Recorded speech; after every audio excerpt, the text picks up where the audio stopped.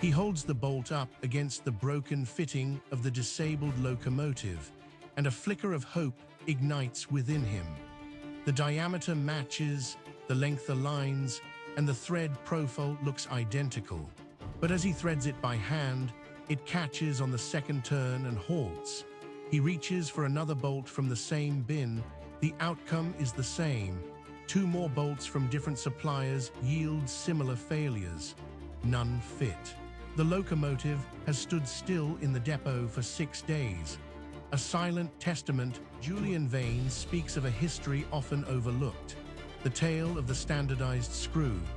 It lacks the drama of wars or revolutions, yet it holds the key to every machine's repair, every factory's function, and each bolt that fits seamlessly into its corresponding nut.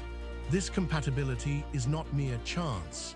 It stems from the relentless conviction of one man, Joseph Whitworth, who dared to challenge a chaotic engineering. In the 1840s, Britain stands as the manufacturing heart of the globe. Its textile mills hum in Lancashire and ironworks roar in Birmingham. The locomotive works buzz in Newcastle and Derby. Steam engines powering coal pumps and flour mills stretch across the land. Yet amidst this industrial revolution, a critical flaw lies hidden. Almost none of these machines can share parts. Each manufacturer adheres to its own informal specifications, creating a patchwork of incompatibility. The thread angle, the slope of the helical groove, these vary from workshop to workshop. The pitch, dictated by the original cutting tool, traces back through generations of inherited practices, leaving no clear standard in its wake. A bolt produced in Manchester may appear identical to a nut crafted in Birmingham. Only through the painful process of trial and error can one discern their compatibility. In 1830, this situation remains manageable. Machines reside within their own workshops, maintained by craftsmen who know their creations intimately. The sporadic incompatibility between workshops seldom disrupts operations, as they rarely exchange parts. But the advent of the railways changes everything. The locomotive's breakdown in a field 200 miles from its maker's workshop creates chaos. A repair crew, carting spare parts from Manchester, finds that none fit. Improvisation becomes their mantra. They cut threads on site, forcing bolts that are close enough to last for another journey. This resourcefulness becomes a lifeline in a system struggling under the weight. The costs of such improvisation compound across every railway line in Britain, every factory sourcing components from multiple suppliers. The result: lost hours, delayed production, and a relentless, grinding friction in a manufacturing system unable to share its own components. Yet, no one has. Joseph Whitworth, born in 1803 in Stockport, stands at the center of this unfolding drama. At 38 years old in 1841, he is a product of his apprenticeship to a cotton machinery manufacturer.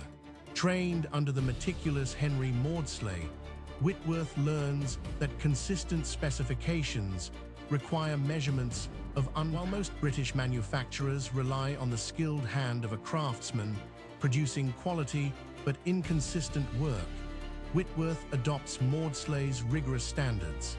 He leaves the Lambeth workshop in 1833, ready to launch his own manufactory in Manchester, equipped with a technical education and a vision. What he discovers in British industry falls tragically short of his high standards. Over the next 8 years, he meticulously documents thread angles and pitch variations across manufacturers. His findings reveal a landscape of inconsistency. A chaotic Whitworth builds his own measuring instruments, achieving accuracy to a millionth of an inch, a feat deemed impossible by many. Yet for him, this precision becomes the minimum threshold for By 1841, armed with data, he presents a groundbreaking paper to the Institution of Civil Engineers.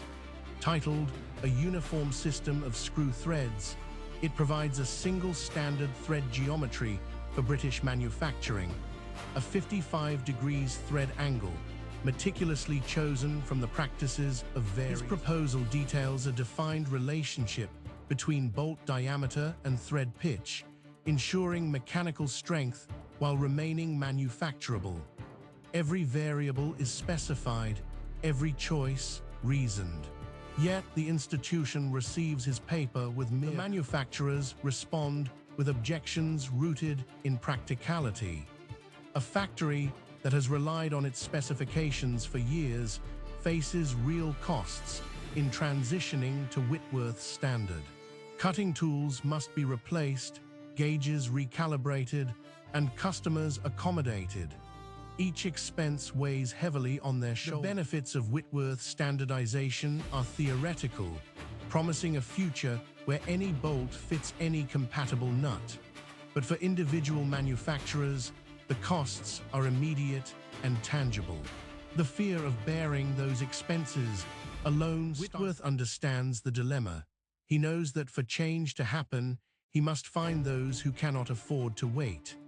By 1845, Britain's railway network spans 2,441 miles, and by 1850, it will reach 6,000. The demands of this rapid expansion dwarf. A locomotive in service moves continually, maintained at depots along its route, repaired by crews under pressure, reliant on compatible parts. The improvisation that sufficed in the factory fails when time is of the essence and mismatched components spell disaster.